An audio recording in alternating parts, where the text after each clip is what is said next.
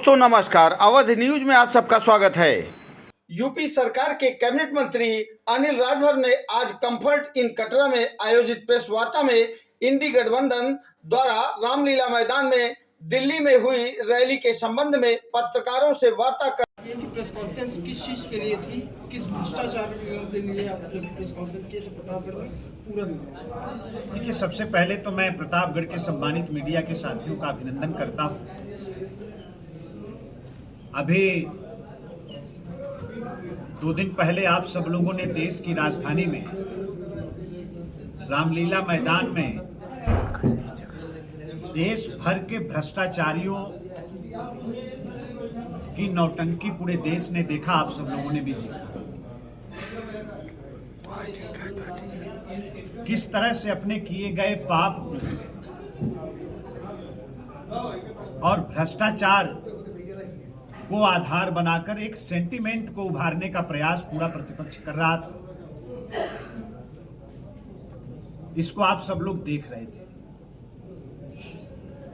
कैसे सरकार की एजेंसियों को कटघरे में खड़ा करने का प्रयास पूरा प्रतिपक्ष है। सरकारी एजेंसियों का मजाक जिस तरह से उस मंच से उड़ाया गया, तो हम लोग कहना चाहते हैं कि अप्रत्यक्ष रूप से जिस तरह से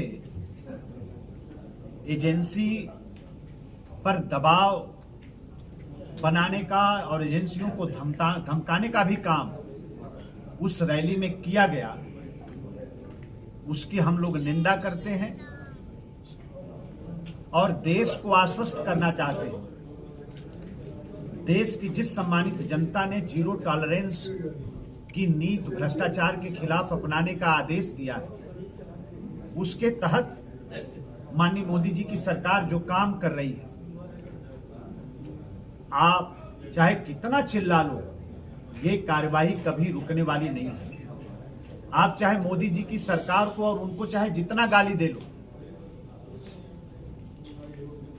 ये कार्रवाई रुकेगी नहीं। और हमारी एजेंसियां पूरी तरीके से स्वतंत्रता के साथ भ्रष्टाचार के खिलाफ काम करेंगी। देश की गाढ़ी कमाई, जनता की गाढ़ी कमाई पर डाका डालने वाले अब किसी भी सूरत में बच नहीं सकते, चाहे वो कितना भी ड्रामा कर ले। जिस तरह से देश की जनता को चुनाव के वक्त बेचारा बनकर और गुमराह करने का जो कुत्सित प्रयास प्रतिपक्ष के द्वारा किया जा रहा है, उसकी भी हम लोग निंदा करते हैं। इनका दोहरा चरित्र भी सामने आ रहा है।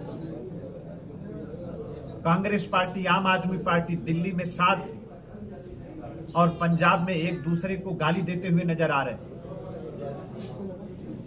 ममता बनर्जी ने पहले पश्चिम बंगाल में साथ छोड़ दिया,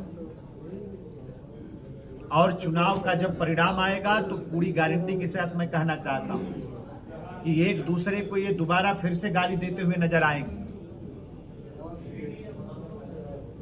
तो इस प्रेस के माध्यम से सभी सम्मानित जो दर्शक हैं, हम लोग उनको आश्वस्त करना चाहते हैं कि ना ही सरकार और ना ही हमारी एजेंसियां दबाव में आने वाली हैं। जो लोग भी देश का धन लूट रहे हैं, कभी भ्रष्टाचार किए हैं, उनके खिलाफ कार्रवाई होती रहेगी। ये कार्रवाई रुकने वाली नहीं है। अजय निषाद की बात करें, मुजफ्फरपुर से बीजेपी के सांसद हैं, वो छोड़ के कांग्रेस में जा चुके हैं। ऐसा क्या बीजेपी ने उनके साथ छल दिया कि वो अब कांग्रेस का दामन थामे? देखिए, राष्ट्रीय नेतृत्व सबके टिकट को तय करता है। उम्मीदवार कौन रहेगा पार्टी का, ये राष्ट्रीय नेतृत्व का विषय है। और स्वार्थवादी लोग बहुत दिन तक भाजपा में नहीं रह सकते। समय समय पर हर कार्यकर्ताओं की भूमिका भी बदलती रहती है। राष्ट्रीय नेतृत्व ने कोई फैसला किया होगा, वो स्वतंत्र हैं पार्टी में रहने के लिए भी और नहीं रहने के लिए भी। चुनाव का समय है, बहुत से लोग हमारी भी पार्टी में आते हैं, बहुत से लोग अपनी स्वतंत्रता के नाते, अपने स्वार्थ के नाते हमारा दल छोड़ भी सकते हैं।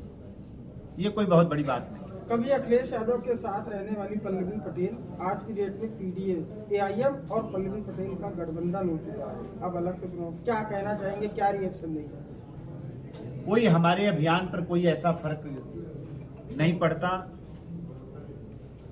देश में फिलहाल किसी भी गठबंधन की और जो प्रतिपक्ष के तरफ से जो भी प्रयास हो रहा है उसकी कहीं कोई स्वीकार्यता नहीं है। हमारे कार्यकर्ता जमीन पर हम सब लोग काम कर रहे हैं। अभी ये लोग गठबंधन बना रहे हैं, सीट शेयरिंग को लेकर झगड़ा कर रहे हैं और 1 महीना से भी ज्यादा हो गया हमारा लोकसभा स्तर पर हमारे चुनावी कार्यालय खुल गए, विधानसभा स्तर पर हमारे कार्यालय खुल गए। भारतीय जनता पार्टी चुनाव में बहुत लीड ले चुकी है, हम बहुत आगे निकल चुके हैं। एक आखिरी सवाल, आतिशी जी का प्रेस कॉन्फ्रेंस था, सौरभ भारद्वाज जी का प्रेस कॉन्फ्रेंस थी, दोनों अलग अलग समय की प्रेस कॉन्फ्रेंस थी। आतिशी जी ने बड़ा आरोप बीजेपी पर लगाया कि एक हमारे क्लोज के आके हमसे कहे कि अब बीजेपी में आप चारों लोग आ जाइए, अन्यथा आपके ऊपर भी ईडी और सीबीआई छोड़ दी जाएगी। ऐसा क्या बीजेपी कर रही है? बीजेपी को लोग काफी गंभीर आरोप बेवजह की बात कर रही हैं। आप सब लोगों ने पुरानी कहावत सुनी होगी, चोर के दाढ़ी में तिनका। कोई भी भ्रष्टाचारी बच नहीं सकता। जिसने भी भ्रष्टाचार किया है वो जानता है कि आज नहीं तो कल हमारे गिरेबान तक भी एजेंसी पहुंचेगी। तो मोदी जी को कैसे गाली देना है, एजेंसियों को कैसे कटघरे में खड़ा करना है, उसकी अभी से वो भूमिका बना रहे हैं। मुख्तार अंसार के भाई का एक बयान आया हुआ है जिन्होंने कहा कि सरकार ने मुख्तार को खत्म कर दिया, सोच रहे कहानी खत्म हो गई है, लेकिन कहानी की शुरुआत अब हो गई। इसके बारे में क्या कहना है? उनके परिवार ने जो मांग की थी सरकार ने उसको मान लिया है, जांच बैठा दिया है सरकार ने। अब हम सब लोगों को जांच की रिपोर्ट आने तक इंतजार करना चाहिए। बुलंदशहर में जो पुल निर्माण चल रहा था वो बीच में ही भरभरा कर धाराशायी हो गया, तो ऐसे में अखिलेश यादव ने सरकार को घेरते हुए बंदर बाट का आरोप लगाया। इस पर आप क्या कहेंगे? माननीय मुख्यमंत्री जी ने उसमें जांच के आदेश दिए हैं और जो भी अधिकारी या जो भी ठेकेदार उसके दोषी होंगे उनके खिलाफ कार्रवाई सुनिश्चित करेंगे। अपने किए गए भ्रष्टाचार, अपने किए गए पाप को सच साबित करने पर तुला था। उनके खिलाफ उनकी सरकार गाली देने का काम कर रही है।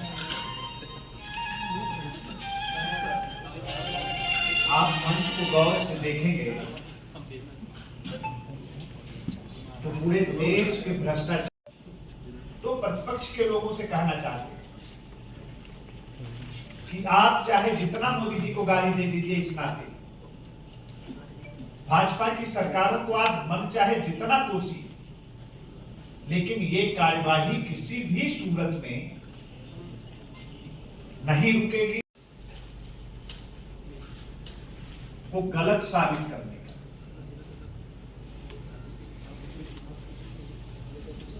एक सेंटीमेंट उभार कर कैसे चुनाव में लाभ लिया जाए, इसका भी प्रयास उस मंच से हो रहा है। और दुख की बात यह है जो सरकार की एजेंसियां हैं पूरे मंच से